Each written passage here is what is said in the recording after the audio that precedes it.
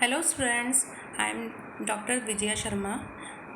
Today we study Unit 4 of Class 11th Chemical Bonding and Molecular Structure. So we start from chemical bond. What is chemical bond? The force which holds the atom together with a molecule within a molecule is called a chemical bond. किसी भी molecule के अंदर जो atoms को जो force hold करते हैं किस उसे हम बोलते हैं केमिकल बॉन्ड बोलते हैं। तो अब ये क्वेश्चन अराइज होता है कि why the atom form the bonds, atom जो है बॉन्ड फॉर्मेशन क्यों करते हैं, ये हमारे पास में क्वेश्चन अराइज होता है। ठीक है, हम जैसे देखते हैं कि हमारे पास में हाइड्रोजन है, हाइड्रोजन जो है वो हमें H2 के फॉर्म में मिलता है बच्चों, H2 के फॉर्म में। बट हीलियम जो है वो हमें किस फॉर्म में मिलता है, एक सिंगल एटम के फॉर्म में मिलता है, सिंगल एटम के फॉर्म में। तो क्वेश्चन ये अराइज हो रहा है कि हाइड्रोजन तो केमिकल बॉन्डिंग बना के H2 मॉलिक्यूल बना रहा है, बट हीलियम जो है वो हमें सिंगल एटम के फॉर्म में भी मिलता है। तो ये क्वेश्चन हमारे मन में अराइज होते हैं कि ऐसा क्यों हो रहा है। कुछ मॉलिक्यूल जो होते हैं जैसे CO2 है वो लीनियर शेप का होता है, बट जो वाटर है वो बैंड शेप का होता है। तो इन सब क्वेश्चन का आंसर हम इस चैप्टर के अंदर हमें मिलेगा। सबसे पहले हमारे पास में ये जो क्वेश्चन है कि H2 मॉलिक्यूल तो बनता है बट हीलियम जो है वो एटम के फॉर्म में ही रहता है, तो एटम कंबाइन क्यों होते हैं। तो एक अप्रोच था हमारे पास में जिसे हम बोलते हैं Kossel Lewis approach. According to this approach उन्होंने एक रूल दिया था जिसे हम बोलते हैं ऑक्टेट रूल। ऑक्टेट रूल क्या होता है कि डिफरेंट एलिमेंट्स के जो एटम्स होते हैं ये आपस में कंबाइन करते हैं और अपना ऑक्टेट कंप्लीट करते हैं, यानी कि अपने आउटर मोस्ट शेल को कंप्लीट कर लेते हैं। ऐसा क्यों करते हैं, क्योंकि ऐसा ये माना गया कि नोबल गैसेज जो होती हैं वो कंबाइन नहीं करती हैं। तो वो कंबाइन क्यों नहीं करती है, क्योंकि उनका ऑक्टेट जो होता है कंप्लीट होता है, वो स्टेबल होती है। तो हर एक एटम की टेंडेंसी क्या हो गई कि वो भी अपना ऑक्टेट कंप्लीट कर ले और स्टेबल हो जाए। इसलिए स्टेबिलिटी को गेन करने के लिए एटम्स जो होते हैं वो कंबाइन करते हैं। अब अपना ऑक्टेट कैसे कंप्लीट करेंगे, अपना ऑक्टेट कंप्लीट करने के लिए या तो वो इलेक्ट्रॉन का कंप्लीट ट्रांसफ़र करेंगे या फिर इलेक्ट्रॉन का म्यूचुअल शेयरिंग करेंगे, ऐसा। तो इस चैप्टर के अंदर हम क्या पढ़ेंगे, अभी हम पढ़ेंगे आयनिक बॉन्ड फॉर्मेशन पढ़ेंगे कि आयनिक बॉन्ड क्या होता है वो हम इसके अंदर पढ़ेंगे। आयनिक बॉन्ड शुरू करने से पहले हम लोग एक पॉइंट और पढ़ेंगे, वो है हमारे पास में Lewis symbol.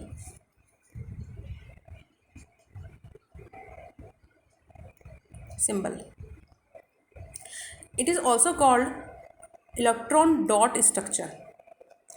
Electron dot structure, electron dot structure क्या होता है, जो वैलेंस इलेक्ट्रॉन्स होते हैं, वैलेंस इलेक्ट्रॉन्स क्या होते हैं, आउटर मोस्ट में जो इलेक्ट्रॉन प्रेजेंट होते हैं वो वैलेंस इलेक्ट्रॉन्स होते हैं। ठीक है, जैसे हम एग्जांपल लेते हैं, मेरे पास में है कार्बन।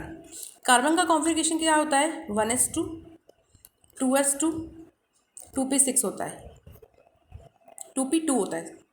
ठीक है, तो इसके आउटर मोस्ट शेल में कितने इलेक्ट्रॉन्स प्रेजेंट है, 4 इलेक्ट्रॉन प्रेजेंट है। तो इन 4 इलेक्ट्रॉन्स को मैं किस तरीके से दिखा रही हूँ, डॉट के फॉर्म में।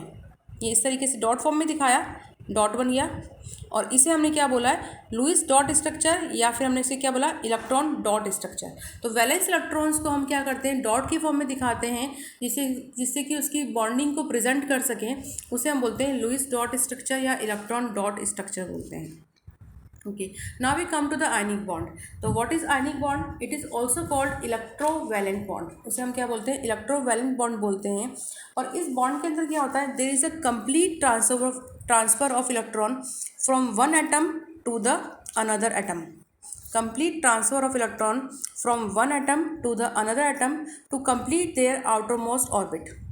ठीक है, फॉर एग्जाम्पल ऑक्टेट कंप्लीट करने के लिए, 8 इलेक्ट्रॉन करने के लिए, जो हमारे पास में in case of hydrogen lithium जो है, नियरेस्ट नोबल गैस कॉन्फ़िगरेशन जो होगा वो हीलियम का होता है, तब हम क्या बोलते हैं, डुप्लेट बोलते हैं। अब यहाँ पर इस स्लाइड के अंदर हमने आयनिक बॉन्ड एक्सप्लेन किया है।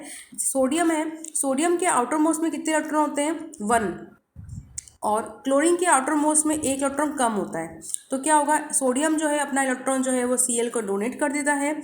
सोडियम तो बनाएगा Na+ और Cl क्या बनाएगा, Cl- बनाएगा, और इस तरीके से वो क्या होता है, आयनिक बॉन्ड फॉर्मेशन होता है।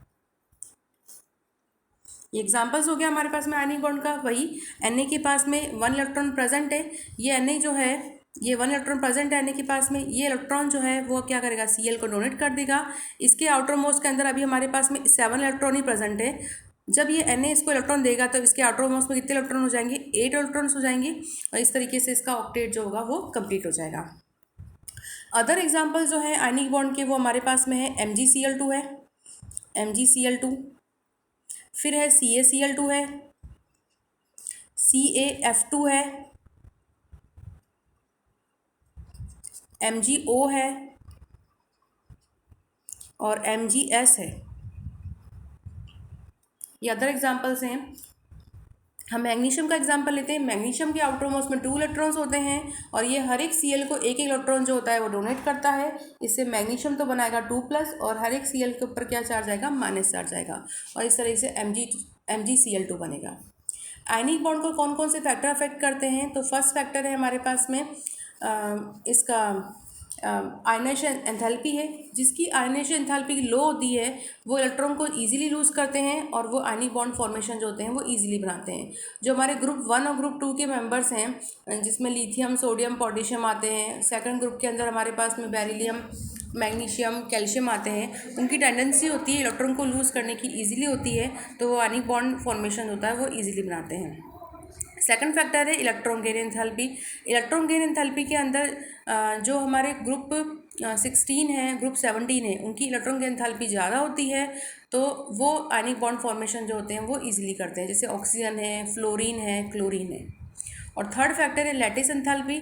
जब भी आयनिक बॉन्ड बनता है, कंप्लीट आयनिक क्रिस्टल बनता है, तो एनर्जी लूज होती है, उसे बोलते हैं लैटिस एंथैल्पी बोलते हैं।